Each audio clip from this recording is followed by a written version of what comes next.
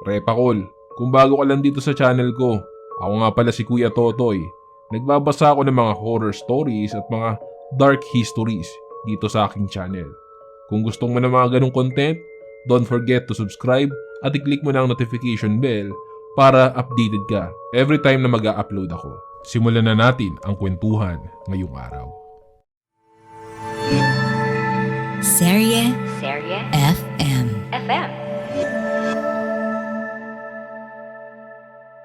Nagyaya akong pumunta sa Mantinloc Island na sinasabi ni Mang Danny.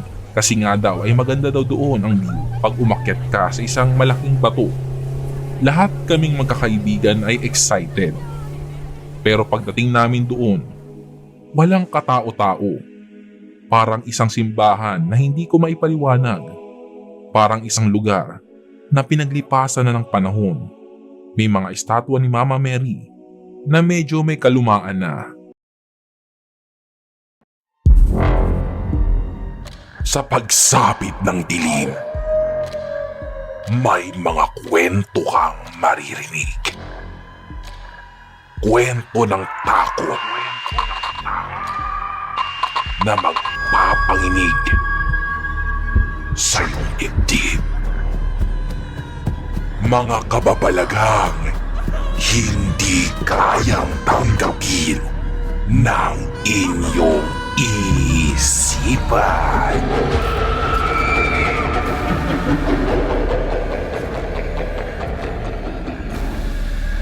Nagkaganap sa Kilabot Pinoy Horror Stories.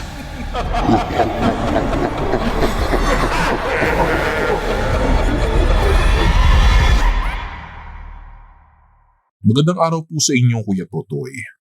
Itago niyo na lang po ako sa pangalang Edna. Noong nakauwi ako ng Pilipinas for vacation, nagyaya ako sa mga kaibigan ko na mag-beach kami dahil feel ko talagang mag-beach noong mga time na yon. Wala namang naging KJ sa kanila kaya lahat sila ay agad na pumayag. Kasi nga naman ay matagal na rin kaming hindi nagkakakita-kita. My friends want a thrill and exciting adventure. Kaya naisipan namin na magpalawan. Medyo malayo nga lang ang biyahe dahil ang tungo namin ay El Nido, Palawan. Hindi kami nag-direct flight kasi medyo may kamahalan din. Kaya sa Puerto Princesa Airport kami bumaba. Mula sa Puerto Princesa papuntang El Nido ay inabot din ng higit kumulang 5 oras na biyahe. Pagdating namin sa El Nido ay kinausap ako ng isang lokal na nandoon. Narinig niya yata yung usapan naming mga magkakaibigan na gusto namin ng thrill and exciting adventure sa mga island. He suggested the Mantinloc Island. Napansin ko rin yung name tag niya sa may bandang dibdib.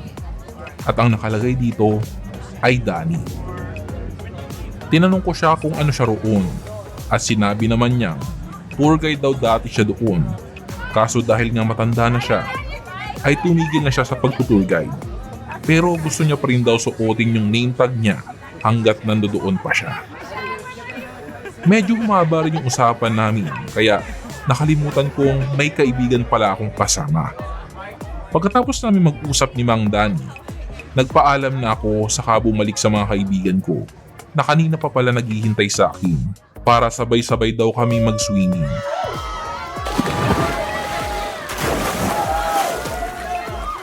Natatawa pa nga ako sa kanila sa mga itsura nila. Mapuputi sila kaya madaling mamula ang mga mukha nila. At ayun nga, nag-enjoy kami noong araw na yon. Pero kinabukasan, nagyaya akong pumunta sa Mantinloc Island na sinasabi ni Mang Danny. Kasi nga daw ay maganda daw doon ang view pag umakyat ka sa isang malaking bato. Lahat kaming magkakaibigan ay excited. Pero pagdating namin doon, walang katao-tao. Parang isang simbahan na hindi ko maipaliwanag. Parang isang lugar na pinaglipasan na ng panahon. May mga estatwa ni Mama Mary na medyo may kalumaan na at ang tawag daw doon ay Matinlok Shrine. Nagtayuan ang mga balahibo ko at gusto ko nang umalis at hindi na bumalik, pero parang may humihila sa amin na tumuloy. Kasama namin yung lalaking tour guide. It's an easy getaway as it is included in El Nido's Tour C. Yung lalaking tour guide namin ay nag-explain ng lahat tungkol sa Matinlok, pero napakarami niyang impormasyon na sinabi, dahilan para sumuko ang utak ko. Iba't ibang version daw ng kwento ang nababalot sa Matinlok Island. Sabi ng tour guide namin ay ginawa daw na private resort ang Matinlok. May malaking living quarters rin doon na para sa mga private guests nila. Hindi daw natapos ang construction dahil daw sa may mga problema sa government at endorsement. Pinabayaan kaming maglibot-libot doon ng higit 30 minutes bago kami pumunta sa iba pang island. Pero mas lalo talagang tumayo ang balahibo ko nang makita ko si Mang Danny na nakaupo sa tabi ng isang Mama Mary na tinatawag nilang Matinlok Shrine. Nilapitan ko siya at tinanong kung bakit siya nandito at paano siya nakapunta dito. Ano ang ginamit niya? Kasi medyo malayo rin ang Matinlok Shrine. Ngumiti lang siya at sinabi sa akin na mas maganda daw sana ang Matinlok pag natapos. Ramdam ko ang lungkot, takot at kaba sa dibdib. Feeling ko ay may mali talaga. Nung natapos ng oras sa paglilibot, iniwanan ko na si Mang Danny. So nung nakasakay na kami sa bangka, hindi ako mapakali kasi nga maiiwan si Mang Danny sa island. Kasi may mali talaga. At napansin rin yun ng mga kaibigan ko. Pero sinabi kong okay lang ako. Nung tapos na ang pagtutour namin, bumalik na kami sa El Nido at balak nang magpahinga. Pero hindi maalis sa isip ko si Mang Danny.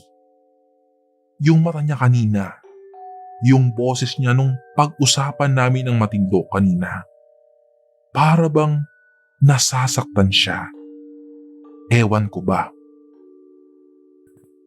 Dahil sa pag-aalala sa akin ng mga kaibigan ko, tinanong nila ako kaya sinabi ko rin naman ang iniisip ko.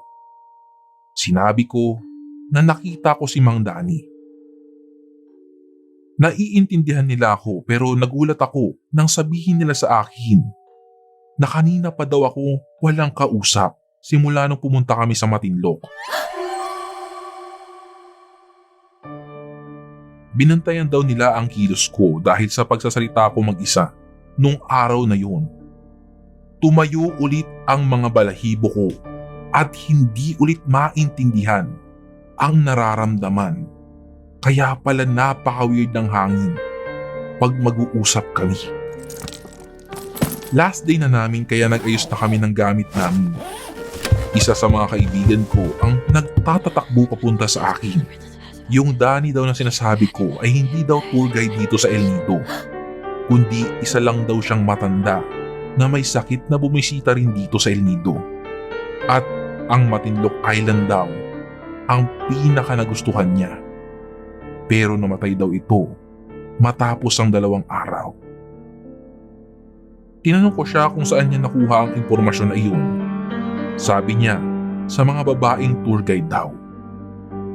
Nakipagchismisan daw siya sa kanila at hindi sadyang nasabi ang tungkol kay Mang Danny.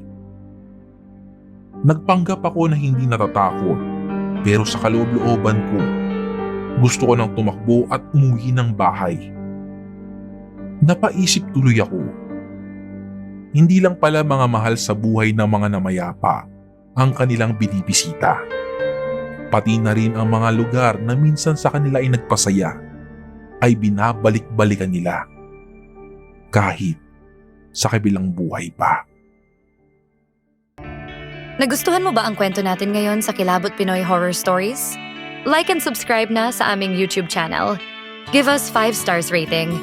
Kung may sarili kang nakakatakot na kwento, ipadala ito sa aming Facebook page o sa kilabotstories2021@gmail.com. Huwag kalimutang i-click ang follow button at notification bell sa Spotify para sa updates sa bagong episodes. Hanggang sa susunod na kwentuhan mga repakol! Paalam!